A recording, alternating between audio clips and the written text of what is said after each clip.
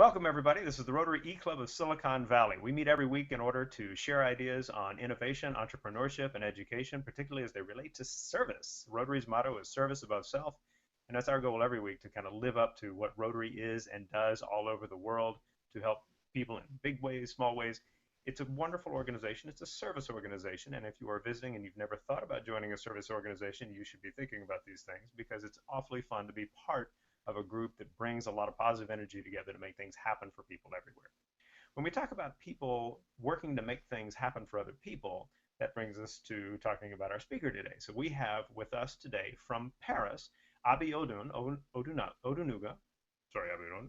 And he is going to talk to us about work that he's doing. Abiodun is in Paris, although he is from Nigeria, and has been involved with all kinds of development projects for a number of years. He has a master's in development from Sciences Po in Paris, and has worked with the Commonwealth, with the United Nations programs, with the Africa Development Bank, and believes that there is a wonderfully untapped potential in Africa that comes from the potential in its youth. And so he will be describing that to us. And so with that, I would like to pass the mic over to Abiodun. Abiodun, welcome. Thank you, Rushton. Hi, everyone. It's a pleasure to be here today. I want to thank the board members of the Rotary Club Silicon Valley, and for everyone who has been able to join this hangout. I hope it's going to be an inspiring session with you all today. So briefly, I can move on into my slides presentation. All right. 1 minute so I can get this shared.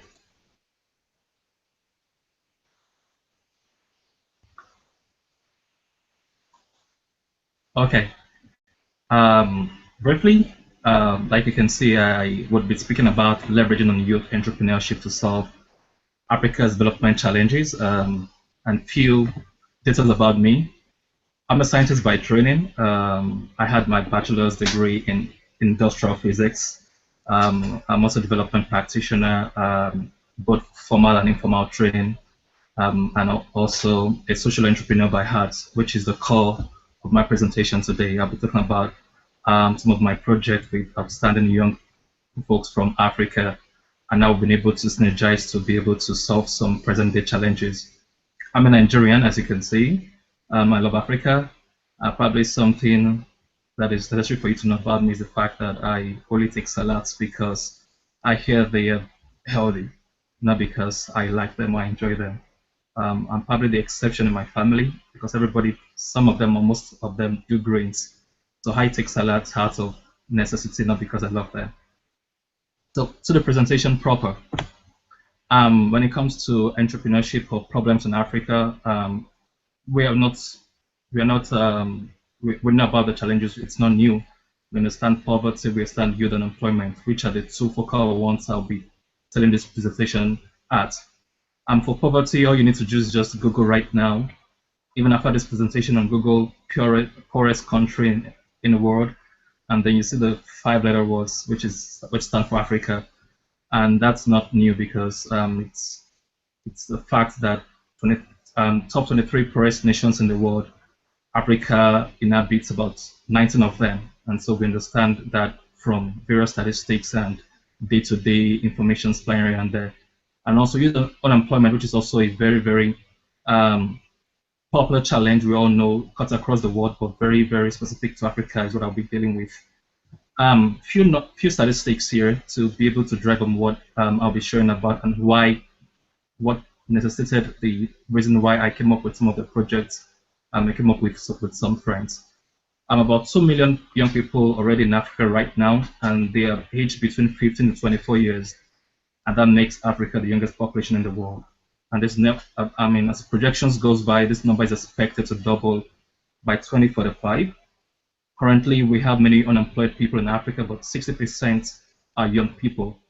And on the average, 2% of the youth population live under less than $2 actually every day.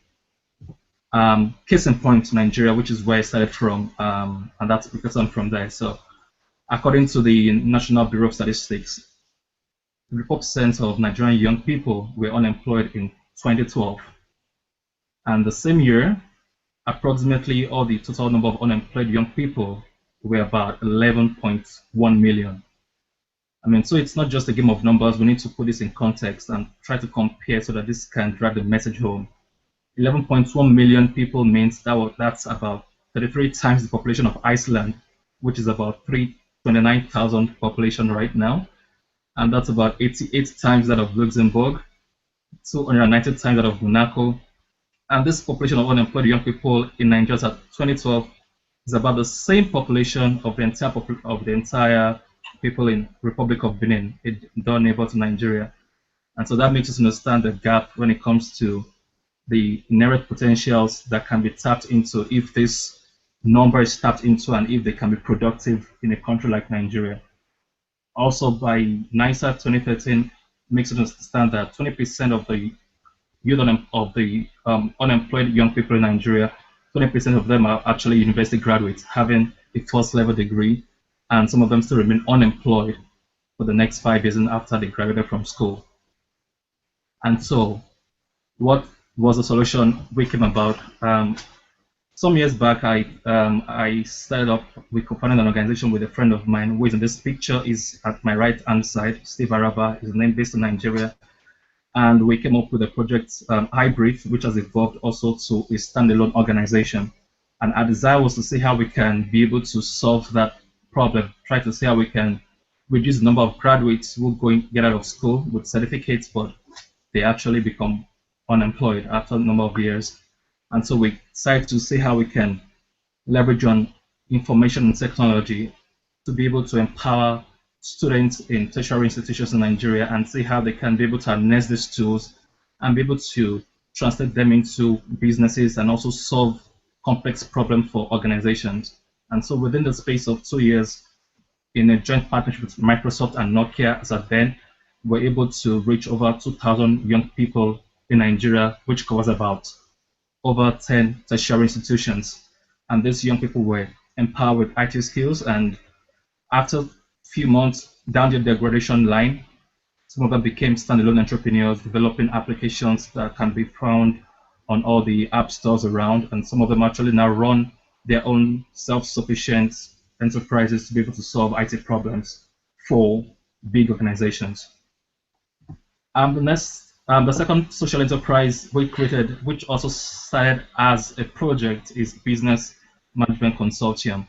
And that also was born out of the need to see how young people can become entrepreneurs in some sectors in the country. And so with my friend at the extreme right, Greg Asadime, we decided to start up a form of training. And so this training also actually evolved into a standalone organization right now based in Lagos, Nigeria.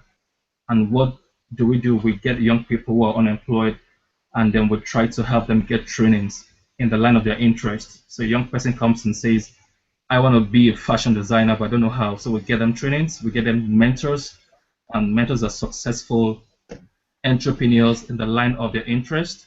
And then we try to work with them on how to get funding. And then we also help them with sustainability, which is trying to maintain a relationship with them to ensure that the enterprise that is set up actually, the enterprise is self-sufficient.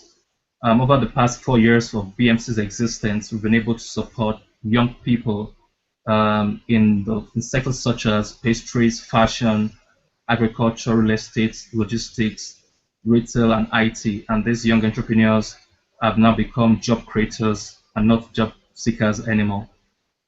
About 2 years ago, on the platform of a fellowship called the Carrington Youth Fellowship Initiative, under the auspices of the U.S. Consulate in Lagos, Nigeria, I was selected as a fellow, and I had to work with two brilliant young minds in this picture, Paul and Sunji by name. And we also wanted to see how we can bridge the gap between unemployed young people. And so, but we didn't want to go through the normal route. And so we decided to create an online platform that obviously solve the problem of distance. And so what we did was to create this portal. And if you could log on in after the session, it's ashijiri.com. Ashijiri is a Yoruba word in Nigeria which stands for profitable venture. And so what we tried to do was to see how we can harness resources on one portal, make it a one-stop shop for young entrepreneurs in the country and in Africa, where anybody who's interested in business or who is unemployed and wants to start up something could just go to a portal and get information such as trainings, get information such as funding and mentorship online. And the dynamic part of the portal has to do with a community where young entrepreneurs can begin to network with themselves and actually form a B2B marketplace. Right now, Ashijiri has a mobile application that can be downloaded on phones, Android phones, and BlackBerry phones in the Nigerian space. So this was what we started up, and we hope to actually be able to create a formidable platform where when entrepreneurship online comes to anybody in mind, they think of this portal. Um, Lastly, when it still comes to one of the projects we kickstarted back in Paris a few months ago, that was precisely June 2015. I also met with some incredible young minds in Paris, um, coming from Cameroon, Kenya, and East Africa. And so what we decided to do was to see how we can leverage on the international connections and the international exposure and networks in Europe and be able to support young entrepreneurs back at home. And so we had a first conference, which was about Lace of Africa conference, and we tagged the conference Revolutionizing Business in Africa. And as a follow-up to the conference, we had to register this association. And right now, we're in the bid of trying to create a network and a platform where enterprises and multinationals in Europe can be able to support young entrepreneurs in Africa. With all these projects in mind, I understand that the terrain is quite difficult and also very strong. And so I understand from my experience as a development practitioner that there's little you can do when it comes to pocket hole initiatives. And so that led me to be very, very much involved with at the policy level. And so there's a place for strategic policies and partnership in solving youth unemployment and poverty in Africa. And so on a platform of the Commonwealth in 2013, I made a presentation on trying to revitalize and change the curriculum existing in our tertiary institutions, how young Africans can be within the school environment, but irrespective of whatever they learn in school, everybody's been mandated to take a core curriculum or a core program in entrepreneurship. And so the entrepreneurship instinct can kick in regardless of whether they get a job or not. And so I made this presentation at the Commonwealth, and the impact has been felt because after 2013, some African states have been able to adopt these propositions into their own educational institutions. And we have so many tertiary institutions right now in Africa running on the ideas that we all came up with. And the last one also was the United Nations Conference, which is the International Conference on Sustainable Development, hosted by the Columbia University in New York last year. And it was the same model, trying to see how we can get the United Nations involved and make this a policy theme. So governments of nations can run with this idea. Understand that no matter how social entrepreneurs like myself make projects here and there and try to solve the problem of unemployment, youth unemployment, and poverty in Africa, there's a need to have a robust policy. There's a need to have a robust government backing that has a trickle-down effect. And so we've been pushing that, and it's been a tough one, but with the likes of great consultants and development practitioners around the world, that also has been building momentum, and so many African states has also been signing up to the memorandum. I would stop here, and I'm probably more interested in the questions that we have, so we can continue this discussion. Once again, thank you very much for listening. Wonderful. Hey, Abiodun, this is exciting stuff. When you're looking at the kinds of possibilities that are a part of really getting young people to believe that they can create businesses, I believe you put it this way, that we want these people to become job creators, not job seekers. I thought that was a really powerful way of describing that. Now, when we think about the capital needed to kind of make those things happen, I think about things like Kiva, microloans. Are we talking about a scale that is kind of just above that in terms of the capital needed, or are those also programs that can help activate youth entrepreneurship?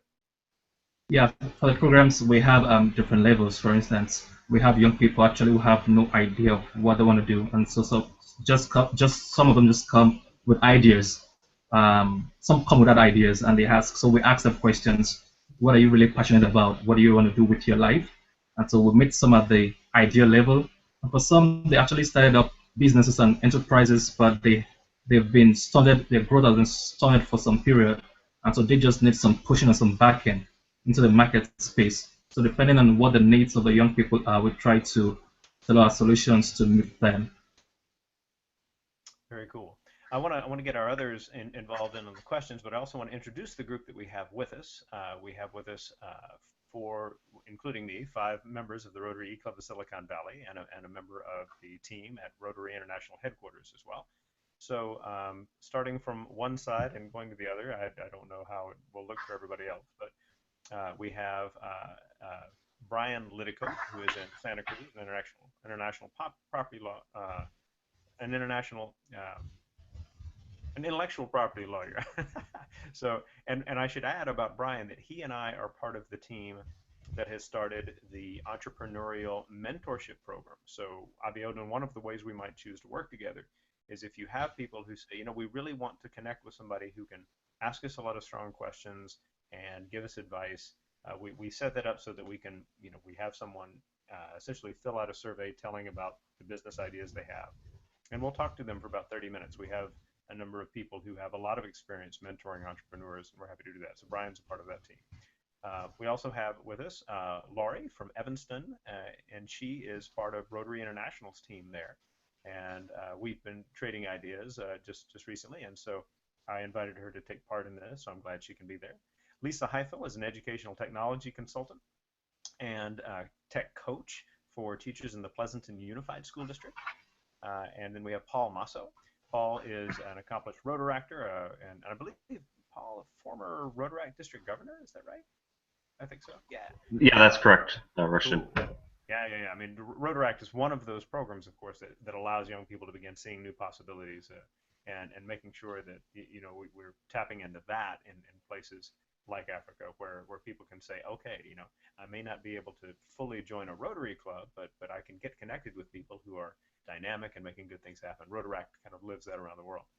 And then Sviatko Chidorov from Bulgaria and Chicago, and now living in Nairobi, and our connection for making this program happen. So Sviatko, thank you very much for connecting us with Abiodun. So I want to give people the chance to kick in with some questions by letting me know. You can do things like unmute, and that can get us in the right place. As we get people in that space where they're starting to ask, I want to ask another question about it. You mentioned that you want to let young people's entrepreneurial instincts kick in. That was another phrase that I thought, oh, I got to write that down. And when we talk about that, I would think that this is by and large an issue of confidence. Like, do they have the confidence to pursue education the way they want, the confidence to try something out the way they want, to ask for resources to make something, kind of put something in motion the way we want? Would you say that that's the issue? Yeah. There's an issue of confidence, but right now it's more of an issue of feeling a need. For instance, in Nigeria, let me make with the US for instance. The US has been creating, this administration in the US has been creating a number of jobs in the past few years. But when I check some statistics, even after they've created about 164,000 jobs, I think in 2014, the unemployment level still rose by about 0.4%, even though they created jobs. But it's the reverse is in the country. It's the reverse is happening in my country.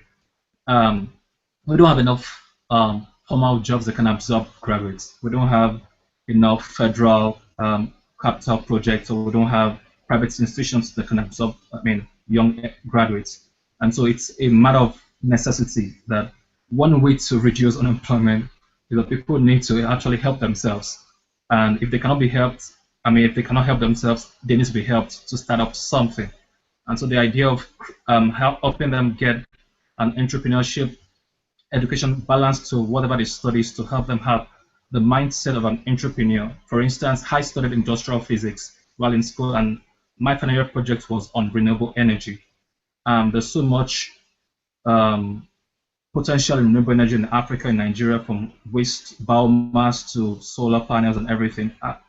So if I wasn't doing development practice or social enterprise or entrepreneurship as a career path, my instinct to use my renewable energy skills to make products, to be able to solve problems and be able to make a living would kick into B, because I understand that it's not just having a certificate that makes one successful. You need to have a balanced idea of how reality runs. So in African states, for instance, the fact is that there are not formal jobs enough to absorb these people.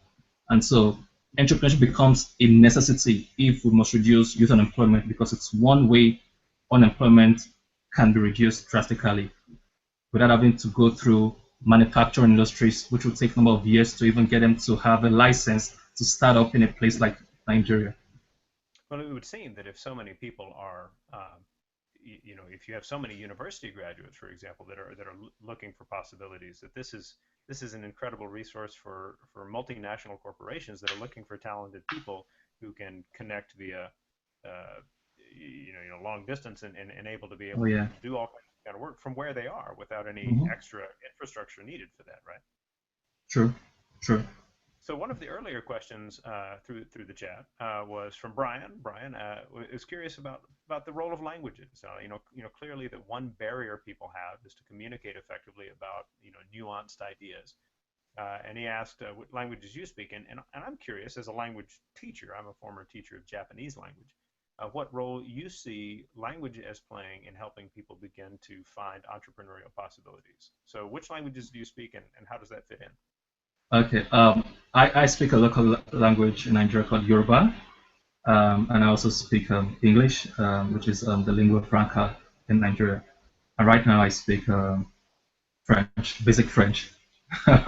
Okay, but yeah, you're very right, because language plays a major barrier, and that's because from practical experience, having tried to work with some organizations here, I see there's, especially in France, for instance, it's easy for the French government to pay more attention to francophone countries in Africa, and so it took a synergy for myself and for other young people who already speak French fluently to be able to set up the last social enterprise, which is Lace of Africa.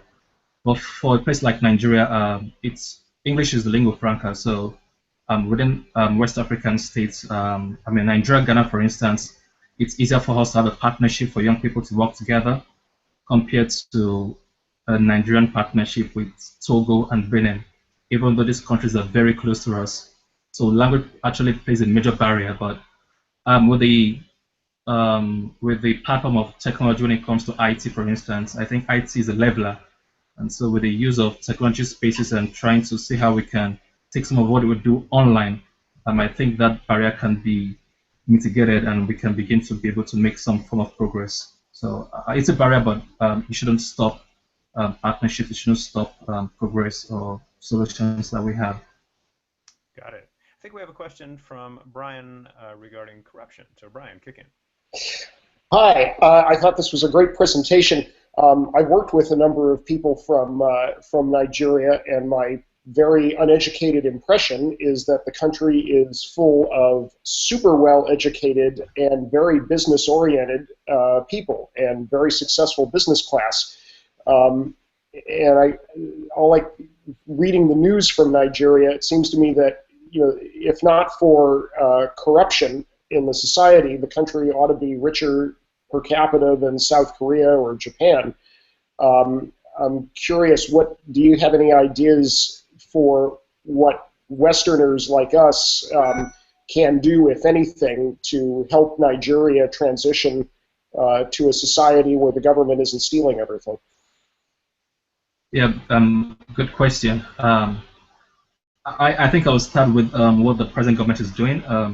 I'm sure if you understand that we just had a transition in government last year, and the present government, President of Mohamed Buhari, he's been doing a lot of work when it comes to tackling corruption. He's made that one of his major priorities, his agenda to, go after corrupt people in the country. But I leave that for the government to tackle, because that actually sends enough signal. If we're able to, get people and be able to prosecute them rightly, it sends a signal to others who might be tempted to go into the same terrain. But you asked the question how um, um, the international space can help. I think one way to help is not really by tackling corruption directly. As a young professional, I think one way you can help is by promoting young people who are doing great stuff and who are doing legal, who are making ends meet legally. For instance, if there are opportunities for young people, there are so many fellowships here and there. One exciting one is the yearly fellowship by Obama, bringing about 500 to 1,000 African young people every year and trying to empower them to be able to scale up their innovations. I think we need more of such support for young people. And so, if young people who are on the right side of life, who are making ends meet morally, can be can be portrayed to be role models, and they have the right support from the international scene, it sends a lot of signal to other young people. And so I think that enough, it's a message in itself. So I don't think corruption is I mean, we can deal with it in a double-edged way. I mean, go after the ones doing the wrong things, but also supporting the ones doing the right things. Reward labor, reward productivity in the right direction, reward social innovators, reward and empower, the right people who are making positive changes in their own little way, even if they don't have what society, I mean, as in marked as success in the country. So I think that's one way the international scene can help reduce corruption, if not end it. Quick question: what type of licenses do the individuals need to procure to be able to start their businesses within Nigeria? Yeah, depending on the business, the most important one is you need to have register your business with the Corporate Affairs Commission (CAC), and that could, that's one of the depressing factors that it could take, months and years for you to, depending on what kind of business. And so some of the things we do is to help young people scale up that challenge. Because I think in some African countries, I saw statistics by, I think, Guardian, and was making a comparison between African states, why it's hard to even do business in African states. So it's not just, it's not just okay enough to ask that young people go into businesses, but they get there and it's even frustrating to start one. And so it can take a space of 3 to 9 months, depending on how you're able to navigate yourself through personal contacts or navigate your way. So it takes a lot of time. I'm not sure how it works in the US, but I'm sure it doesn't take that much time. And so that factor could be depressing.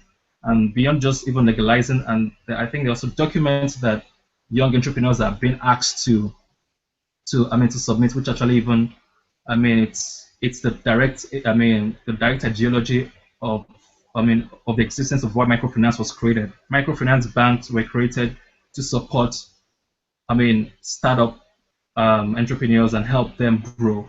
But it's the reverse right now. They actually would rather give money to people who have collateral. But the truth is, if a young entrepreneur has massive land, he has cars, and he has big buildings as a collateral, he wouldn't need your help. So he needs your help because he has nothing. And so when you ask and you go to the banks and they still ask you for all those documents, I think it's a pain in the neck of all these young entrepreneurs. And so that's where we come in to see how we can use all our networks and use our links with international partners and even national partners and the federal government to be able to set a platform for young people and so they can have a smooth ride to starting a business, and then we can consult with them to scale up or grow the businesses. Wow. So when I think about where you're from, and you mentioned, speaking Yoruba, I know only one word in Yoruba, but I think it's a word that describes you and what you're doing, and that word is omoluabi. Oh, bravo! It's the one word I learned it last fall when I was working with some people in South Africa, and I was talking to somebody from Nigeria, and so for everybody else, I asked this gentleman from Nigeria. I said, "What represents success in your culture?" I wanted to get some idea of what it was, how they see success, and he thought about it and he said, "It is to be considered omoluabi," and I'll read you a definition of omoluabi. It is a Yoruba philosophical and cultural concept to describe a person of good character. The Omoluabi concept signifies courage, hard work, humility, and respect. An omuluabi is a person of honor who believes in hard work, respects the rights of others, and gives to the community in deeds and in action. Above all, an omuluabi is a person of integrity. So I thought that's the coolest word in the world, right? What an amazing, kind of idea. So while I have lots and lots of other questions for you, I'll save them for after we finish the recording, just because we kind of promise our viewers and our members that we have this set time. But here's the thing to know if you are a member or a guest. Let us know what you think, right? We have a section down below, this recording in our meeting that asks for your comments, the discuss section, DISQUS. You can quickly create an account or use Facebook to log in or a couple of other things. And we want to know what you think. That's a part of who we are. We want to trade ideas on what we're hearing from all of these wonderful speakers and all of the different things that we put in the meeting. Additionally, we want to know you're here. So there is an I attended survey, the attendance survey, where you put in your name and your email address. We're not going to spam you, we promise, but we want to thank you for coming. And if you are a visiting Rotarian, we want you to be able to let your club know that you did a makeup with our club, makeup for some miss perhaps. And by giving us your email address properly, you'll have generated for you an email that you can pass along to your club secretary. Each week we ask our speaker to finish our recording with a thought to share for our members and guests. And I will ask Abiodun to do that in just a moment. But thank you all who participated today on the call. Thank you who have been watching this as we put this up each week. And we are excited every week to share ideas with you and hope that you will come back repeatedly. Abiodun, how would you like to finish us off? I want to say thank you for the opportunity to be a part of this community. And one word to the audience would be to do something small that has a ripple effect. You don't have to chase the big things, but you can do small things in great ways, and that's enough to actually create a ripple effect to change our society. I look forward to connecting with you all. Thank you. That is awesome. Awesome. Everyone, we will see you next week.